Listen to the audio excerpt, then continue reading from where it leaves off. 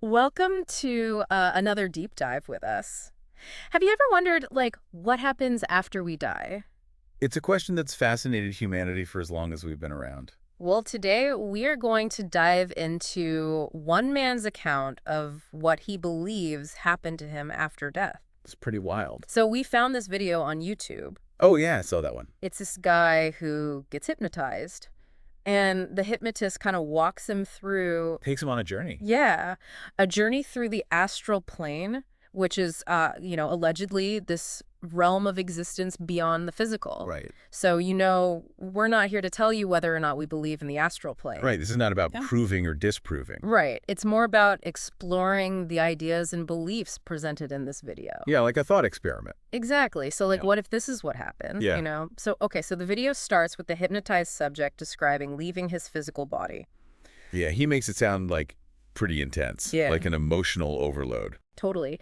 Um, and he talks about how his astral form, carries his beliefs and emotions from his life, Interesting. but that the reality of the astral plane, surpasses any preconceived notions he had. So it was bigger than he could have imagined. Exactly. And then it gets even crazier. So he describes reliving his entire life in a flash, every moment. Like a highlight reel, but like on fast forward. Yeah, and feeling the emotions of everything even more intensely than when he actually lived it. Wow. And he says he starts to understand the consequences of his actions in a whole new light.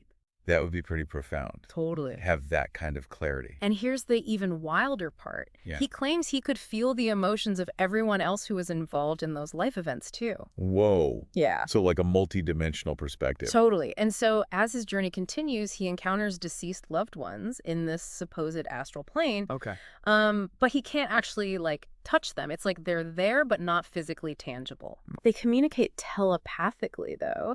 And he's totally overwhelmed by this feeling of love and welcome, being home. Yeah. But just as he's basking in all this good energy, this astral guide shows up Oh.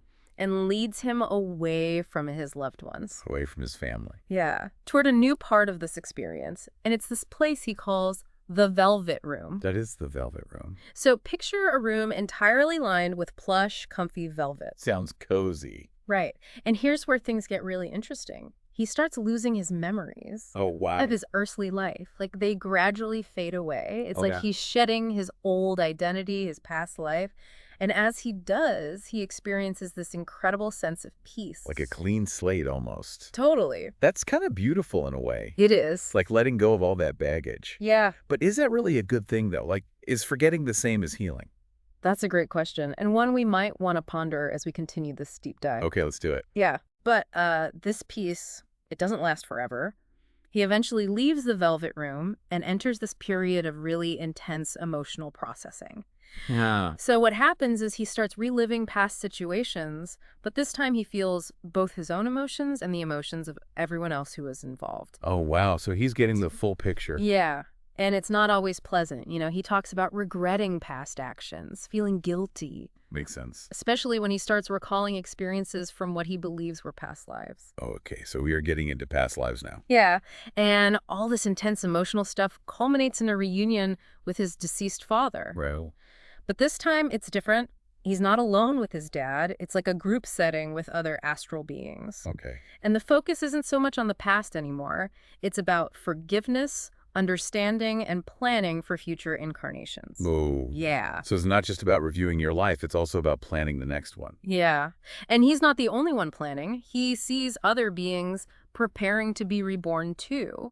Their destinies are all interwoven for some kind of mutual growth. It's wild. So we're all connected, even in the afterlife. Right. And that connection, that interconnectedness, is a theme that keeps popping up throughout his journey. That's fascinating. It really is. And it makes you wonder what kind of impact our actions here and now have on that bigger picture. It's a lot to consider. It is. And it's just the tip of the iceberg. We still have so much more to unpack from this video. Well, I'm ready when you are. Let's take a quick break and then we'll dive back in. Sounds good.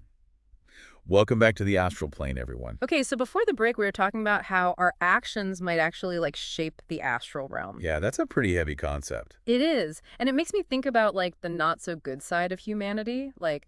If our consciousness is shaping this place, are there bad parts?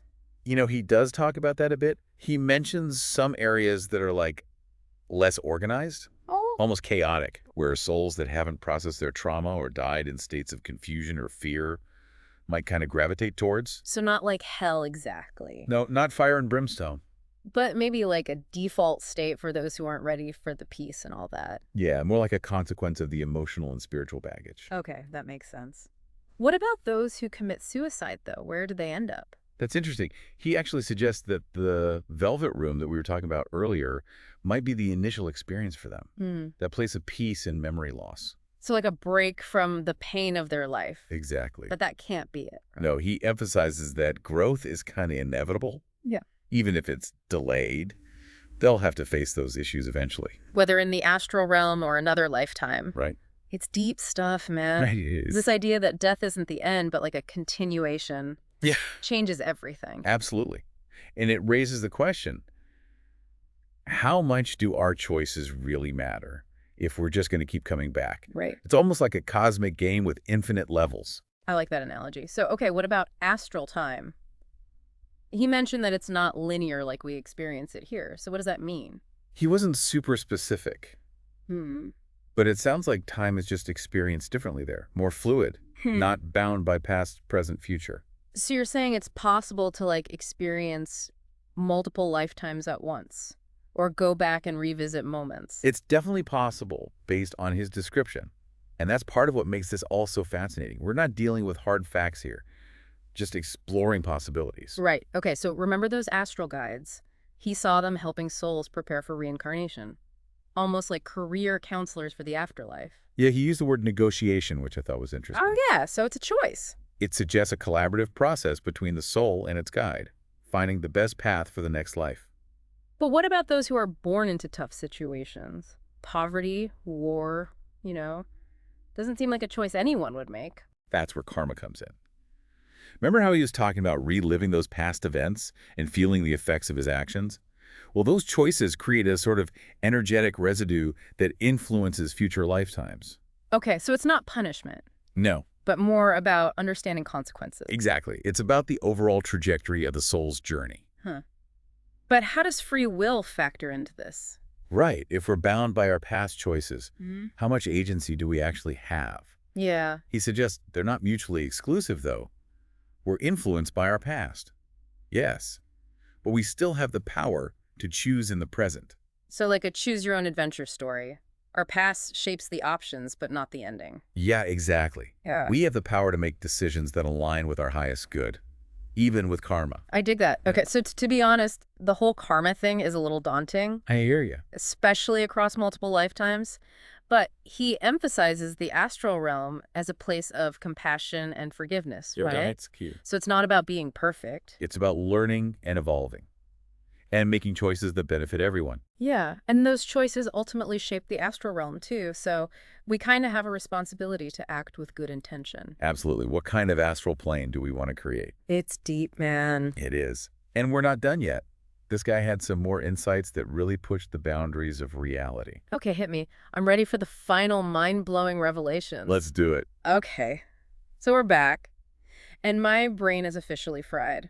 This astral plane stuff is intense. Yeah, it's a lot to take in, but we're not done yet. This guy has some final insights that really, blew my mind. All right, bring on the mind-blowing. I think I can handle a little more. Okay, so remember how he described the astral plane as this vast cellular structure? Yeah. Well, he starts wondering if that structure is just a reflection of our consciousness, or if it's something more.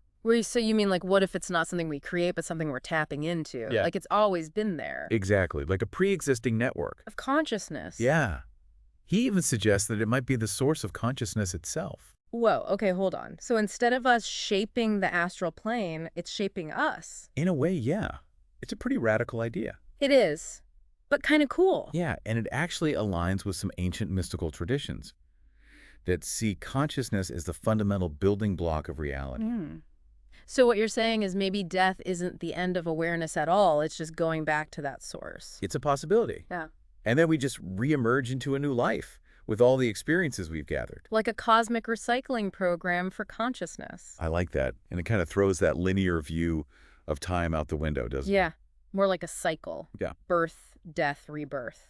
But if this astral plane is the source, why do we lose access to it when we're born? Good question. He thinks it has to do with our physical senses. Like the astral realm is just too much information for our limited human brains to handle. Too much stimulation. Yeah.